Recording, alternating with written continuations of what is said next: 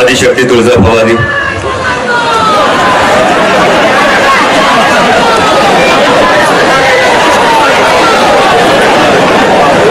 आदिशक्ती तुळजा भवानी, उभे हिंदुस्थानचा आराध्य दैवत छत्रपती शिवाजी महाराज आणि छत्रपती शिवाजी महाराजांनी या महाराष्ट्रातल्या मातीतल्या माणसाला जगावं कसं हे शिकवल्यानंतर याच महाराष्ट्राच्या मातीतल्या माणसाला अखेरच्या श्वासापर्यंत लढावं कसं हे ज्यांनी शिकवलं ते छत्रपती संभाजी महाराज यांच्या पवित्र स्मृतींना अभिवादन करतो।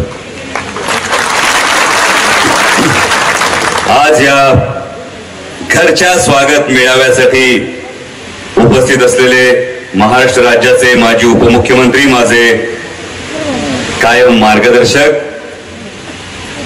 सन्माननीय अजितदादा पवार साहेब, विधानसभेचे माजी अध्यक्ष दिलीपरावजी वळसे पाटील साहेब, जिल्हाध्यक्ष प्रदीपजी गरटकर, विघ्नर सहकारी साखर कारखान्याचे चेअरमन सत्यशील दादा शेरकर, माझे मित्र अतुल शेठ बेनके, तालुकाध्यक्ष पांडुरंगजी पवार, माजी आमदार दिलीपरावजी ढमढेरे, देवदत्तजी निकम, इतर सर्व मान्यवर। खात्री पटली असेल, कागद नाही समोर, सगळ्यांची नावं माहिती आहेत, सगळीच आपली माणसं आहेत। मग आमचे बंधू दिलीपराव कोल्हे असतील, रमेशजी हंडे असतील, आमचे स्नेही गणेशजी वासगे असतील, सूरज वासगे असतील, अनिल तात्या मेहेर असतील, अगदी मला लहानपणी शाळेत सायकलवर सोडणारे आमचे अजीज काका असतील, सगळी माझी माणसं आहेत। म्हणून विश्वासानं सांगतो की येणाऱ्या लोकसभा निवडणुकीमध्ये परिवर्तनाचे शिल्पकार ठरणारे तुम्ही सगळेजण, सगळ्यांना जय शिवराय। जो सुरुवातीला नमस्कार केला त्या नमस्काराचा कुठलाही वेगळा अर्थ नाही, या नमस्काराचा कोणताही राजकीय अर्थ नाही, या नमस्काराचा अर्थ केवळ आणि केवळ कृतज्ञता एवढाच होता। कारण लहानपणापासून मला माहितीये, जेव्हा लेकराला खांद्यावर उचलून घेतलं जातं, जेव्हा आई वडील आणि घरची थोरली माणसं, मोठी माणसं लेकराला खांद्यावर उचलून घेतात, तेव्हा लेकराची उंची वाढते आणि लेकरू जगाला दिसतं। तसं तुम्ही सगळ्यांनी खांद्यावर उचलून घेतलंय, म्हणून तुम्हाला सगळ्यांना केलेला तो नमस्कार होता। आणि खरोखर दादा, आज या स्वागत मेळाव्याला आल्यानंतर खात्री पटली की गेली 5 वर्ष वेगवेगळ्या माध्यमातून तालुक्यात राजकीय कार्यक्रमांना हजेरी लावत होतो, पण इतक्या मोठ्या संख्येनं माझी माणसं माझ्या राजकीय कार्यक्रमाला आलेली पहिल्यांदा पाहिली। कारण बहुधा माझ्या माणसांना याची खात्री पटली की आता पोराचं भवितव्य योग्य हातात सुरक्षित झालंय। मी आल्यानंतर अनेक पत्रकार बांधवांची इच्छा होती मी अनेक गोष्टींवर बोलावं, पण माझी संस्कृती आणि माझ्यावर बोलणाऱ्यांची संस्कृती यामध्ये जमीन आसमानाचा फरक आहे। कारण माझ्या गावातून, माझ्या तालुक्यातून, ज्या छत्रपती शिवाजी महाराजांच्या भूमीतून मी लहानाचा मोठा झालो, जन्मलो, या भूमीत माझ्यावर संस्कार केलेला आहे की थोरा मोठ्यांचा आदर करावा। मग कदाचित थोरा मोठा असलेले, वयानं वडील असलेले, त्यांचं जर बोलण्यात कदाचित तोल घसरत असेल तरी सुद्धा त्यांना तीच गोष्ट सोडून द्यावी, आपण मात्र त्यांचा आदर करावा। या भावनेतून, या संस्कारातून मी पुढे जातो, त्यामुळे कदाचित तुम्हाला वेगळं असं खाद्य मिळणार नाही। पण एक फार महत्वाची गोष्ट, येणारी लोकसभा निवडणूक ही देशाच्या दृष्टीने अत्यंत महत्वाची निवडणूक आहे। कारण देश आता एका परिवर्तनाच्या उंबरठ्यावर, परिवर्तनाची आस लावून बसलेला आहे। कशासाठी देश परिवर्तनाची आस लावून बसलाय? 2014 साली संपूर्ण देशानं एका विश्वासानं मतदान केलं होतं, विशेषतः महाराष्ट्रातल्या प्रत्येक मराठी माणसानं तर अगदी ठामपणे एका कॅचलाईनवर मतदान केलं होतं, छत्रपतींचा आशीर्वाद आणि देऊ यांना साथ, या एका कॅचलाईनवर मतदान केलं होतं। पण छत्रपतींचा आशीर्वाद घ्यायला प्रचाराच्या वेळी रायगडावर फिरकलेली व्यक्ती नंतरच्या 5 वर्षात कधी कुठल्या राज्याभिषेक सोहळ्याला दिसली नाही, कधी कुठल्या शिवजन्मोत्सवाला दिसली नाही. कुठला छत्रपतींचा आशीर्वाद तुम्हाला हवा होता? माझ्या छत्रपती शिवाजी महाराजांनी सांगितलं होतं, रयतेच्या काडीला आणि शेतकऱ्याच्या भाजीच्या देठाला हात लावू नका. इथं माझा शेतकरी गळफास घेऊन रोज मृत्यूला कवटाळतोय. त्याच्या शेतकऱ्याच्या भाजीच्या देठाला नाही, त्याच्या नरडीला हात लावता तुम्ही. तुम्हाला त्या छत्रपतींचं नाव घेण्याची पात्रता राहिलीये का, याचा विचार करण्याची वेळ आली. छत्रपती शिवाजी महाराजांनी या महाराष्ट्राच्या मातीला, या देशाला सगळ्यात मोठी कोणती गोष्ट दिली? तर छत्रपती शिवाजी महाराजांनी या महाराष्ट्राच्या मातीत, या हिंदुस्थानात रयतेचं कल्याणकारी राज्य उभं केलं. जे रयतेला, सर्वसामान्य माणसाला, प्रत्येकाला वाटावं हे माझं राज्य आहे.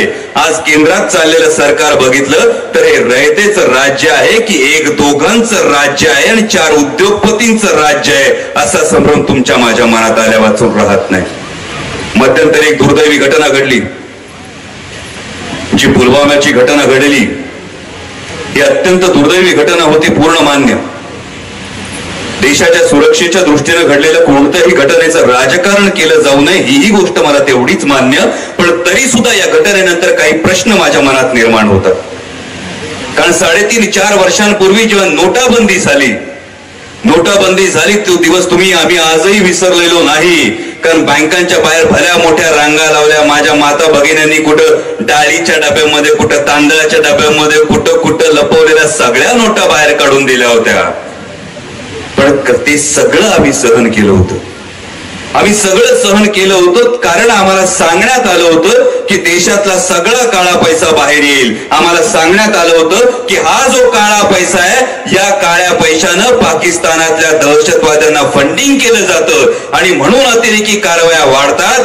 जर हा काळा पैसा बाहेर आला, नोटाबंदी झाली, तर या दहशतवादी कारवायांमध्ये नक्कीच घट होईल. गेल्या 5 वर्षातली आकडेवारी सांगतो, दहशतवादी कारवायांमध्ये 176% वाढ झालेली आहे. आता बोला, नोटाबंदीचं अपयश आहे की नाही? सांगा, नोटाबंदी करून तुम्ही दहशतवादाला आळा घालणार होतात, मग तीच नोटाबंदी झाल्यानंतर पुलवामा मधल्या माझ्या 42 जवानांना का हौतात्म्य पत्करावं लागतं? एकूण सीमेवर गेलेल्या जवानांची संख्या जर बघाल तर ही संख्या सुमारे 450च्या घरात आहे. नुकत्याच आलेल्या चित्रलेखाच्या अंकात सुद्धा याची सगळी आकडेवारी प्रसिद्ध करण्यात आलेली. 450 जवान शहीद होतात. प्रत्येक वेळी घटना घडते, घटनेनंतर काहीतरी होतं आणि आम्हाला 56 इंचाची छाती दिसते. आधी नीरव मोदी पळून गेला, विजय मल्ल्या पळून गेला, मेहुल चोक्सी पळून गेला. आमचा गोरगरीब शेतकरी मात्र याच आशेवर राहिला की हे सगळे एवढं हजारो कोटीचं कर्ज घेऊन पळून गेले, माझा सातबारा कधी कोरा होणार, या आशेवर शेतकरी विचारत राहील. आणि जेव्हा शेतकरी आता हा प्रश्न मोठ्या आवाजात विचारणार, एकजुटीनं विचारणार, तेव्हाच नेमका सर्जिकल स्ट्राईक झाला. नंतर पुन्हा पेट्रोल डिझेलच्या दरांचा जो एक फार मोठं गौडबंग आलाय. पेट्रोल डिझेलचे आंतरराष्ट्रीय बाजारातले जर दर बघितले तरी आंतरराष्ट्रीय बाजारातल्या पेट्रोल डिझेलच्या क्रूड ऑइलच्या दरांमध्ये गेल्या 3 वर्षांमध्ये प्रचंड ही कमी भावामध्ये क्रूड ऑइल मिळत असताना सुद्धा हिंदुस्थानातले हे कोणतेही दर कमी केले गेले नाही आणि त्याच्या मोबदल्यात मात्र यांना हव्या होत्या त्या योजना मात्र राबवण्यात आल्या. नुकताच दडपण्यात आलेला पुन्हा केंद्रीय दृष्टीने असलेला एक प्रश्न सांगतो. रिझर्व्ह बँक ऑफ इंडिया कडून 3.5 लाख कोटी उचलणं हे केंद्र सरकारचा हट्ट होता, ज्यासाठी रिझर्व्ह बँकेचे गव्हर्नर बदलले गेले. 3.5 लाख कोटी रिझर्व्ह बँक कशासाठी असते? रिझर्व्ह बँक हे राष्ट्रीयकृत बँकांना योग्य पद्धतीनं फंक्शन करण्यासाठी बॅकबोन म्हणून, पेरेंट बॉडी म्हणून, फादर बॉडी म्हणून रिझर्व्ह बँकेचं काम असतं. देशाचा उद्योगधंद्याचा, जेव्हा देशाचा जीडीपी जेव्हा डिक्रीज झाला, देशाचा हा वाढीचा दर जेव्हा खाली आला, तेव्हा हा कुठेतरी सांभाळण्यासाठी हे कर्ज तुमच्या माझ्या खिशात पुन्हा एकदा हात घालण्याचा प्रयत्न झाला. नुकतंच कॅगचा अहवाल आला. या कॅगच्या अहवालामध्ये बेरोजगारीचं प्रमाण बघा. 5 वर्षांपूर्वी इंजिनियर झालेला पोरगा किती खुश होता. 5 वर्षांनंतर आज इंजिनियर झालेला मुलगा आज सुद्धा हा संभ्रम घेऊन जातो. डिग्री हातात मिळाली आहे, पण याच्यावर नोकरी मिळेल का नाही भरोसा नाही. आणि 5 वर्षांपूर्वी इंजिनिअरिंग नसताना जर कम्प्युटर इंजिनियर असेल तर BCS झालेल्या मुलाला ज्या पगारावर नोकरी मिळत होती त्याच पगारावर कम्प्युटर वाल्याला नोकरी मिळते. या बेरोजगारीचा फार मोठा प्रश्न वाटला. हे सगळं रामायण तुम्हाला सांगण्याचं फार महत्वाचं कारण म्हणजे ही प्रत्येक गोष्ट थेट तुमच्यापर्यंत कधीच लागू होत नाही, पण याचे सर्वंकष परिणाम हे कायम तुमच्यापर्यंत येतात. आणि म्हणूनच आज देशात परिवर्तनाची नांदी होतीये. UPAच्या माध्यमातून काँग्रेस असेल, राष्ट्रवादी असेल, इतर समविचारी पक्ष असतील, हे एकत्र येत आहेत आणि अनेकांना हा जो प्रश्न पडलाय की मी नेमका राष्ट्रवादी काँग्रेस पक्षात का आलो, तर त्याचं उत्तर हेच आहे, माझ्या देशामध्ये ही जी अस्वस्थता आहे या अस्वस्थतेला एक सकारात्मक आणि विधायक वळण देण्याची ताकद, कुवत, अनुभव आणि क्षमता फक्त आणि फक्त शरद पवार साहेबांमध्ये आहे. आणि म्हणून त्यांच्या नेतृत्वावर विश्वास ठेवून आज राष्ट्रवादी काँग्रेस पक्षामध्ये प्रवेश केला. लोकसभेची निवडणूक म्हटल्यानंतर आपल्याला मगाशी माझे मित्र मार्गदर्शक भोसरीचे प्रथम आमदार विलासरावजी लांडे साहेब बोलताना बोलून गेले की लोकसभेची निवडणूक म्हटल्यानंतर त्यांनी कुठल्या तरी ट्रिपांचा काहीतरी उल्लेख केला. मला खरोखर कायम नवल वाटतं. लोकसभेची निवडणूक म्हटल्यानंतर ट्रिपा आल्यानंतर मला नवल वाटतं. लोकसभेची निवडणूक म्हटल्यानंतर यांचा जनसंपर्क दांडगा आहे असं सांगितलं जातं, त्याचंही मला नवल वाटतं. कारण लोकसभेची निवडणूक ही केवळ दांडग्या जनसंपर्कासाठी नसते. लोकसभेची निवडणूक ही केवळ मी तुम्हाला रोज भेटतो की बोलतो याच्यावर नसते, तर लोकसभेला तुम्ही जो प्रतिनिधी पाठवता तो देशाच्या पॉलिसीज ठरवत असतो. देशाचं राजकारण कोणत्या दिशेनं जाणार आणि त्या दिशेचा आपल्या मतदारसंघाला कशा पद्धतीनं फायदा होईल हे पाहण्याचं काम लोकसभेतल्या त्या तुमच्या खासदाराचं असतं. ही गोष्ट कधीच विसरू नका. आणि जेव्हा शिरूर मतदारसंघाचा विचार करतो तेव्हा मला वाटतं शिरूर मतदारसंघात जन्माला येणारा, शिरूर मतदारसंघाचं प्रतिनिधित्व करणारा, शिरूर मतदारसंघात राहणारा प्रत्येक जण हा फार फार मोठा भाग्यवान आहे. तो भाग्यवान असण्याचं कारण काय, तर जगातली सर्वोत्तम 2 प्रेरणास्थळ आहेत ती या शिरूर मतदारसंघामध्ये आहेत. एक आहे शिवनेरीवर छत्रपती शिवाजी महाराजांचं जन्मस्थान आणि दुसरं आहे वढू तुळापूरला छत्रपती संभाजी महाराजांचं बलिदान. जगातली सर्वात 2 मोठी प्रेरणास्थळ. इथं शक्तीचा उगम आहे, शक्तीची प्रेरणा आहे. आणि याच शिरूर मतदारसंघामध्ये भक्तीचा सुद्धा संगम आहे. माझ्या मराठीची किती बोलू कौतुके परी अमृतातही पैजा जिंके म्हणणाऱ्या ज्ञानेश्वर माऊलींची समाधी आळंदीला आहे. आणि भले त्याची देऊ कासेची लंगोटी नाठाळाचे काठी हाणू माथा असं म्हणणाऱ्या तुकोबारायांचं वास्तव्य ते होलं. या दोन्ही ज्या गोष्टी आहेत, भक्ती आणि शक्ती, या दोन्हीचा संगम या शिरूर मतदारसंघामध्ये. पण जेव्हा आपला लोकप्रतिनिधी पॉलिसी मेकिंग मध्ये कमी पडतो तेव्हा नेमकं काय होतं. 15 वर्ष मी सन्माननीय जे विद्यमान प्रतिनिधित्व करतात त्या सन्माननीयांनी मी अनेक वेळा बाहेर बोलताना ऐकलं, मी शिवनेरीचा शिलेदार आहे, मी शिवनेरीचा शिलेदार आहे, मी शिवनेरीचा शिलेदार आहे. 15 वर्षात दादा एकदा सुद्धा पंतप्रधान कधी माझ्या महाराजांच्या जन्मस्थानावर येऊ शकले नाहीत. 15 वर्षात कधी साधा केंद्रीय मंत्री सुद्धा येऊ शकला नाही. 15 वर्षाचा अनुभव असताना छत्रपती शिवाजी महाराजांच्या जन्मस्थानाला तुम्ही राष्ट्रीय स्मारकाचा दर्जा देऊ शकला नाही, तर भगव्याचा शिलेदार म्हणवण्याची खरोखर नैतिकता आहे का याचा विचार करण्याची वेळ आलेली आहे. सगळेच मुद्दे एकदम बोलणार नाही. बोला अहो, ये तो सिर्फ झाकी है, पिक्चर अभी बाकी है. बरंच काय साठवून ठेवलंय. पहिली गोष्ट अत्यंत सभ्यतेने सांगितली, त्या गोष्टीचं दुसरी बाजू सांगतो. नाण्याची पहिली बाजू आदर देणं, नाण्याची दुसरी बाजू आहे सिंहाचा छावा जेव्हा झोपलेला असतो तेव्हा उगं त्याला दगड मारून डिवचायचं नसतं. एकदा दगड मारला तो म्हणतो जाऊ दे कोणीतरी दगड मारतोय, दुसऱ्यांदा दगड मारला तो म्हणतो जाऊ दे कोणीतरी दगड मारतोय, तिसऱ्यांदा दगड मारला तर छाव्याचा पंजा असा फाडतो का झाकायचं काय दाखवायचं काय कळणार. त्याचबरोबर आल्यानंतर राष्ट्रवादी काँग्रेस पक्षामध्ये आल्यानंतर सर्व कार्यकर्त्यांनी एक मनपूर्वक जे स्वागत केलेलं आहे, खूप प्रेमानं तुम्ही सगळ्यांनी स्वागत केलेलं आहे. अनेक ठिकाणी तुम्ही फ्लेक्स लावलेले आहेत, होर्डिंग्स लावलेले आहेत.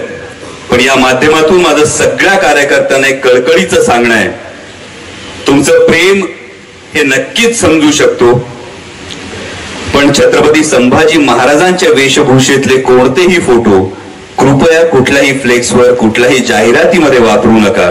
कारण जरी ती भूमिका मी करत असलो तरी मी स्वतःला फक्त आणि फक्त छत्रपती शिवाजी महाराजांचा, छत्रपती संभाजी महाराजांचा मावळा समजतो. त्यामुळे कुठेही माझी हात जोडून विनंती आहे, कुठेही असे फोटो वापरू नका. ते राजे दोघेही, शिवाजी महाराज असतील, संभाजी महाराज असतील, हे सार्वकालिक महान होते. त्यामुळे त्यांची तुलना होणे नाही. म्हणजे इतर लोक आता परवा मेसेजवर काही बातम्या मला वाचायला मिळाल्या की आता अजून उमेदवारी सुद्धा माहीत नाही.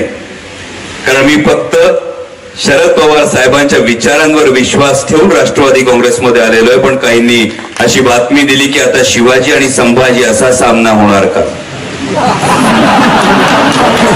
नाही, मी प्रामाणिकपणे फक्त एवढं सांगतो की नुसतं नाव असून चालत नाही.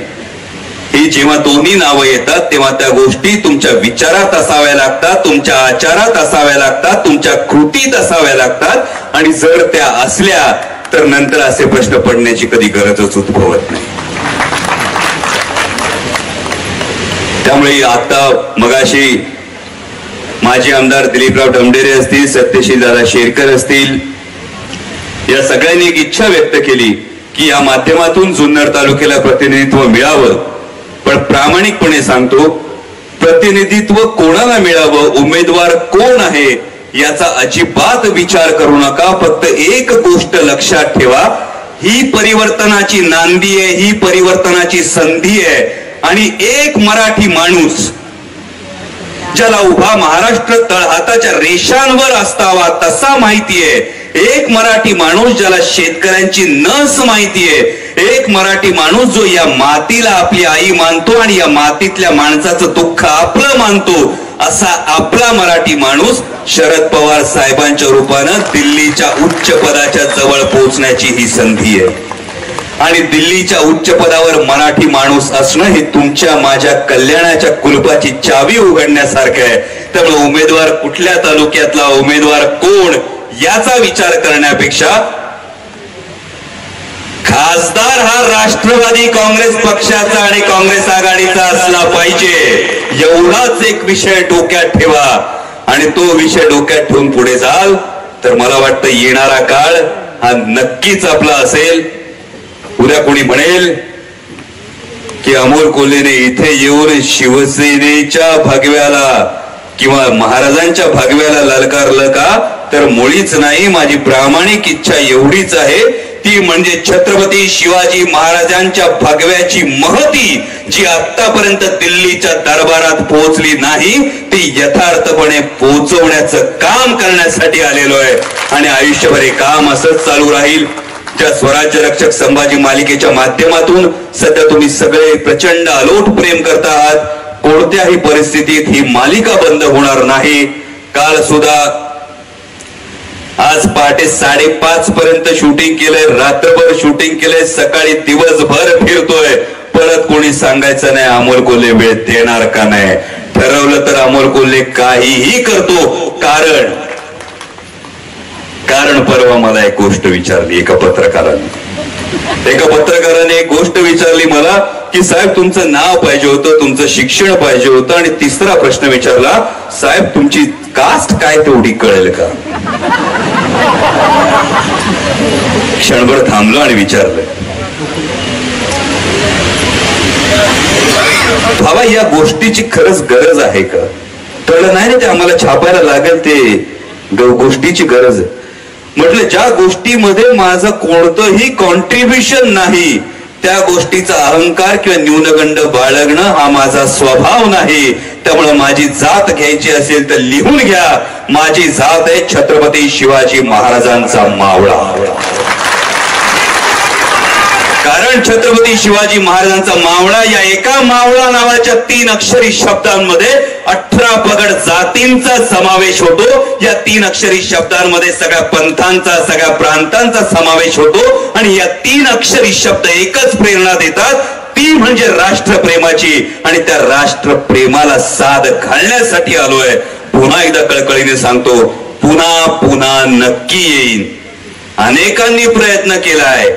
2014ला मी खूप या मतदारसंघात फिरल्यानंतर परत मी या मतदारसंघात फिरू नये यासाठी अनेकांनी प्रयत्न केलाय। ज्यांनी कोणी प्रयत्न केला त्या सन्माननीयांना हात जोडून एवढंच सांगतो, तुम्ही सुज्ञ आहात, तुम्ही ज्येष्ठ आहात। निसर्गाचे 2 नियम आहेत, जे पेराल तेच उगवत। आता आठवा काय काय पेरलंय ते उगवल्याशिवाय राहणार नाही। आणि दुसरी महत्वाची गोष्ट लक्षात ठेवा, दार बंद करून वावटळी थांबवता येतात। जर वादळानं पुसायचं ठरवलं ना तर घरादारा सकट उचलून घेऊन जात। तशी वेळ आणू नका, एवढीच कळकळीची विनंती आहे। तुमच्या सगळ्यांवर पुन्हा एकदा विश्वास ठेवतो। तुमच्या सगळ्यांच्या वतीनं मी अजितदादांना आणि वळसे पाटील साहेबांना शब्द देतो की राष्ट्रवादी काँग्रेसचा जो कोणी उमेदवार लोकसभेला असेल त्या उमेदवाराला माझा जुन्नर तालुका, छत्रपती शिवाजी महाराजांचं जन्मस्थान असलेला जुन्नर तालुका हा विक्रमी मताधिक्य दिल्याशिवाय राहणार नाही असा शब्द देतो। थांबतो।